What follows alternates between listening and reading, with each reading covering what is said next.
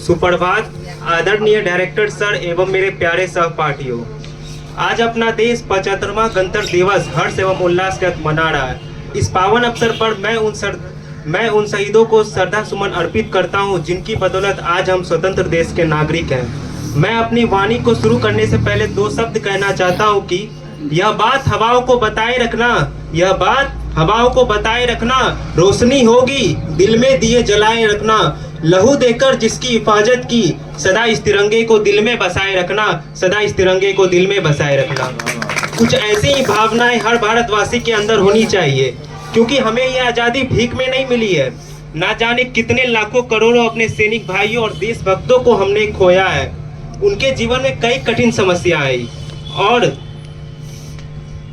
लेकिन उनकी आवाज हमेशा गूंजती रही और सीने पर कई गोलियां भी खाई, लेकिन कोई पश्चाताप नहीं दिख रहा था। बस दिख रहा था तो आंख में तेज, और उस तेज में अटल विश्वास कि हमारा भारत देश आजाद होगा। और 15 अगस्त 1947 को यह विश्वास पूरा भी हो गया, क्योंकि यह देश महापुरुषों का है, यह देश वीर बलवानों का है। मैं एक बात के जरिए बताना चाहता हूं कि ऐ मेरे देश तुझको नमन है मेरा, ऐ मेरे देश तुझको नमन है मेरा, जियो तो तेरा नाम रहे, मरू तो तिरंगा कफन हो मेरा, मरू तो तिरंगा कफन हो मेरा। दोस्तों, हमारा देश तो आजाद हो गया, लेकिन तब तक अधूरी रहती जब तक यहाँ का संविधान न रखा जाए। अंतर्राष्ट्र निर्माताओं के अधीनता में 26 जनवरी 1950 को भारत का संविधान को लागू कर दिया गया, और संविधान तो लागू कर दिया गया, पर यह बात अब भी जहन में था कि भारत की गौरव गाथा बार बार दोहरानी है। प्यारा भारत देश हमारा, हम सब हिंदुस्तानी है। दोस्तों, संविधान तो लागू कर दिया गया, लेकिन अभी बहुत सारी कठिन समस्याएं हैं हमारे सामने। हमारा संविधान डॉक्टर कहना चाहता हूँ कि कुछ नशा तिरंगे की आन का है, कुछ नशा तिरंगे की आन का है, कुछ नशा मातृभूमि का शान का है। हम लहराएंगे यह तिरंगा, यह नशा हिंदुस्तान का है, यह नशा हिंदुस्तान का है।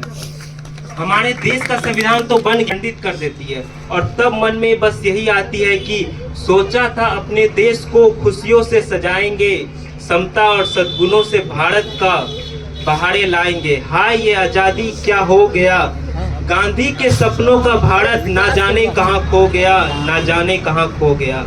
और खोते हुए भारत का बस यही कारण था कि अनीति या अत्याचार बढ़ रहा है। युग का अर्जुन मौन है, द्रौपदी के पक्ष में बोलने वाला कौन है। अब गुणों के समक्ष हमें झुकना नहीं है। ना जाने कितनी कठिन समस्याएं, लेकिन भ्रष्टाचारियों के समक्ष हमें झुकना नहीं है। गणतंत्र की स्वतंत्रता के लिए अति आवश्यक है कि अपनी सभ्यता, संस्कृति, मौलिक चिंतन और वैचारिक संस्कृति को बनाए रखने। लेकिन आज ऐसा लगता है कि मिली राजनीतिक स्वतंत्रता पर विचार परतंत्र है, पाश्चात्य चिंतन चरित्र से कहाँ हुए स्वतंत्र हैं। अभी स्वदेश के तंत्रों पर मिला कहाँ सम्मान है, और किसी कोने में बैठे रो रहा संविधान है। इस रोते हुए संविधान को प्रबल, शाश्वत, सफल, प्रभावशाली बनाने के लिए अधिकार किसी को है तो वो सिर्फ हम लोगों को है। जैसे कि आप सभी जानते हैं कि चुनाव आयोग द्वारा लोकतंत्र का बिगुल बजाया चुका है, और ऐसे में हमें प्रण लेना है कि हम अपने चुनाव के माध्यम से किसी महान नेता को चुने जो हमारे देश को और विकसित बना सके। जिस दिन ऐसा करने में सफल हो जाएंगे, उस दिन हमारे देश का बच्चा बच्चा देश के प्रति सम्मान प्रेम करने लगेगा। तब हम कहने में